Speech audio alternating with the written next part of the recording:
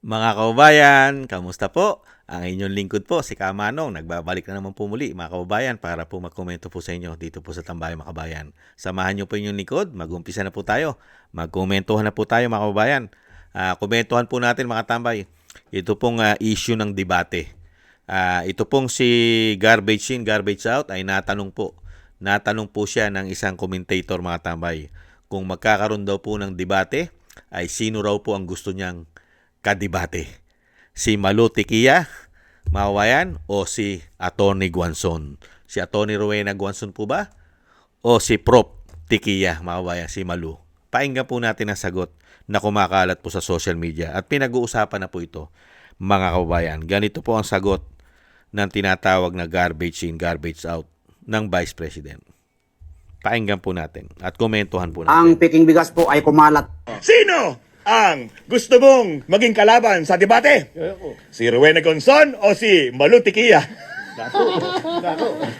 Doon sa may utak. Ay, hindi! Wala akong tinatanong. Ang tanong ko, sino sa kanilang dalawa? Walang ad hominem. Talo ako doon. Okay. Talo ako sa ad hominem. Guanzon. Gonzon. Okay. Sino ang gusto mong maging kalaban sa debate? Si Rowena Gonzon o si Malu Tiquia? Doon sa may utak. Ay, hindi! Wala akong tinatanong. Ang tanong ko, sino sa kanilang dalawa? Walang ad hominem. Talo ako doon. Okay. Talo ako sa ad hominem. Guanzon. Gonzon. Okay. Sino ang gusto mong Tingnan mo mga tambay, sino raw gustong kadebate? Kung magkakaroon daw po ng debate, sabi ni Auntie Claire, mga kabayan, ang gusto raw niya po ay may utak. Parang sinabi mo walang utak si Professor Malu Tiquia at may utak si Atty. Guanzon at yun ang gusto mo, mga kabayan. Ang tanong, paano naman yung utak mo? Paano naman kung sabihin ni Professor, ni Prof. Malu Tiquia? Anong klase naman kaya utak ang meron ka kung sila naman po ang sasagot? At si Atty. Guanzon pa, si Atty. Rowena Guanzon pa, napili mo kadebate. Pambihirang buhay yan, Auntie Claire. Mga babayan, yan ba'y sigurado ba yan? Totoo ba yan? Sigurado ka na ba yan? Si Atty. Guanzon pa ang hamunin mo. Hindi ka atrasan nun. At unang-una, anong debate ang maipagmamalaki at maipagmamayabang mo na debate kay Atty. Guanzon? Ano? Lalong-lalo sa administrasyon ng Binagoong Pilipinas. Sige nga, pagdating sa survey, anong debate ay pagtatanggol mo? Sad-sad ang survey, puro negative. Positive na nga lang daw po ang makukuha pagka nagpa-hair follicle test. Doon na lang daw po magiging positive. Ayon po sa mga kababayan natin, umano. Pero sa mga survey nila, sad-sad, talo na sa debate agad. Pagdating naman po sa ekonomiya, ano naman po ang magiging debate? Mga kababayan, bagsak ang ekonomiya. Mahina ang piso, sad-sad at bumubulusok ang piso pataas. Bagsak ang ekonomiya. Mahina ang turismo. Napakamamahal na mga bilihin. Dahil bagsak din ang piso. Anong debate po ang ipapanalo po ni Auntie Claire dyan sa ekonomiya? Hindi po ba? Lalong-lalo naman po, pagka nagdebate naman po sa sinasabing mga proyekto ng gobyernong malalaki. Ano naman po ipapanalo ni Atty. Claire? Attorney rin po ito si Auntie Claire. Paano debate naman po pag dinala mo naman po sa mga programa at malalaking proyekto ng mahigit 3 taon na administrasyon? Flood control, 5,500, napakaramit, halos ghost project, at isang damukal na korupsyon. Paano yon? Nasaan ang malalaking proyekto na trilyon-trilyon ang pinopondo? Daan-daang bilyon ang pinopondo. Diyan sa DPWH para sa sinasabing build, better, more. Baka po, puro kahihiyan lang po ang abuti natin sa sinasabing debate. At pagdating naman sa korupsyon, paano mo naman ipagtatanggol ang korupsyon kung sa debate pag-usapan ng korupsyon ng Binagoong Pilipinas? Maipapaliwanag mo ba, Auntie Claire, kung saan napunta ang pinagbilan ng ginto na tuni-tunilada At pwede mo rin bang ibigay ang PAX kung saan at sino ang bumili? Kung sino bumili ng ginto at saan dinala ang pinagbilan sa Central Bank, ang ginto sa Central Bank? Maibibigay mo ba sa debate yan, yung PAX? At maibibigay mo rin ba sa debate yung PAX? Ano na ang kalagayan ng Maharlika Investment Fund sa mag-aapat na taon na o mahigit 3 taon ng investment?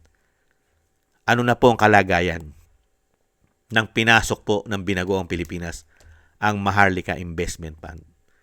Paano na yon? At maipapaliwanag mo rin ba kung saan dinala ang mga issue pera na pinagkukuha? GSIS, PDIC, SSS, PhilHealth.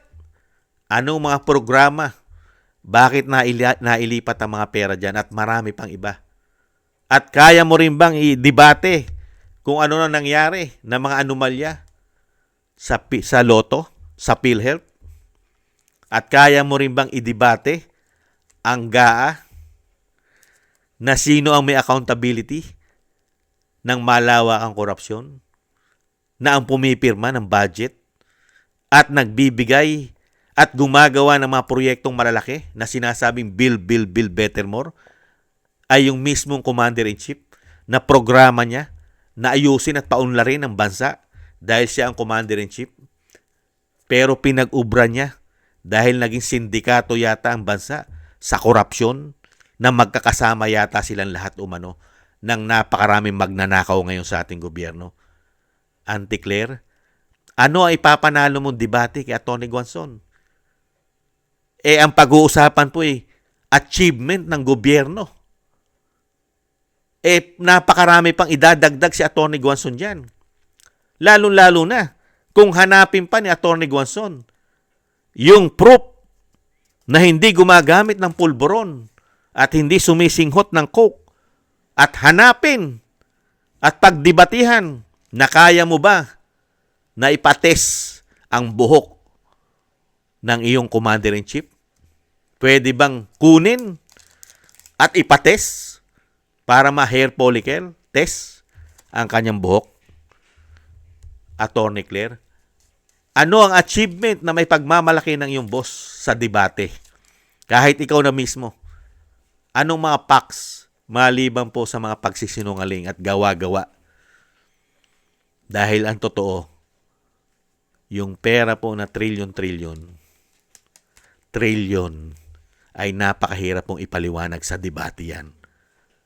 At kung sasabihin naman po ni Auntie Claire na hindi nagnanakaw ng pera ang kanyang boss, mga kababayan, sino po nagnakaw? Kayo? Kayong nasa baba ang mga nagnakaw? Yung Pangulo hindi nagnanakaw ng pera ng bayan? Kayo ang nagnakaw? Aantayin namin yan. Aantayin namin yung debate na yan. At sanay naman po sa kahihiyan ang Binagoong ang Pilipinas. Dahil unang-una, makakapal na po ang mga pagmumukha nila. Umano. Lalong-lalo po sa mahigit 3 taon. Kumapal na po ang pagmumukha nila. Wala na po silang kahihiyan umano. Sanay na po sila. Kahit ano po ang gawin mo, kahit ano po ang batikos na gawin mo, kahit bagsak na po ang approval at trust rating sa Pilipino ng gobyerno ng Binagoong Pilipinas, makakapal na po ang mga balat at pagmumukha nila. Kayang-kaya na po nila tanggapin yan. Dahil ang kapalit po kasi niyan ay pakinabang, kapangyarihan, pera, umano. At ang isa pang pinakamasakit na nangyari sa mga Pilipino, yung mismong tagapagtanggol natin, bantay sa nangaapi sa mga Pilipino, bantay sa nagnanakaw sa pera ng bayan, ay mga natutulog ng napakahimbing. Alam nyo na po kung sino sila, mga kababayan. Kaya dito po mga kababayan, yung tawa-tawa po ni Auntie Claire na tinatawag na garbage in, garbage out, mga kababayan, yung tawa po niya yon na sinasabi niya ang gusto niya kadebate yung may utak, yung matalino. Pero sa kabila nun, kinakabahan po yun. Dahil napakahirap po makipagdebate kung ang ididebate mo ang gobyerno ng Binagoong ang Pilipinas. Ano ang ipapanalo mo sa debate na walang naipagmalaki na malalaking achievement sa bansa. At lalong-lalo na, kung dadalhin pa ni Atty. Guanzon ang debate, kung nakakuha ba ng due process si dating Pangulong Duterte sa Korte ng Pilipinas, sa ating judicial, hindi po ba? Baka mga moti na po siya riyan. Dahil una-una, siya mismo sa vlog niya ang nagsabi, ang tamang proseso, lalong-lalo kung ikaw ay uhulihin ng ICC, ay kailangan dumaan muna sa jurisdiction ng bansa, sa ating hukuman. Siya mismo nagsabi niyan. Pero hindi po nangyari yan kay dating Pangulong Duterte. Manalo kaya siya sa debate riyan na siya mismo nagpatotoo na mali ang ginawa ng ICC at ng gobyerno ng Binagoong Pilipinas, na sila pa ang naghatid sa ICC. Hindi po ba? Kaya dito po mga tambay, sa 10 sinabi po ni Garbage in, Garbage out, mga kabayan, ay napakahirap paniwalaan po yung 10 salita. Baka po mas mahigit pa sa doble ang kasinungalingan at hindi totoo sa mga sinasabi niya. At yan naman po, nakikita naman po natin mga kabayan, malabo po sa sabaw ng pusit po yata yan na matuloy ang debating yan. Dahil una-una, wala kang kapanapanalo sa debate na namili ka pa kung sino ang iyong kalaban. Hindi po ba? Basura po yan, mga kabayan. Makapagyabang lang. Alam mo yung makapagyabang ka lang dahil nakaharap ka sa mainstream. Hindi po ba? Para masabi lang na ikaw ay napakatalino mo at napakagaling mo. Hindi po ba? At i-discredit mo yung kadebate mo at palalabasin mo na ikaw yung pinakamatalino.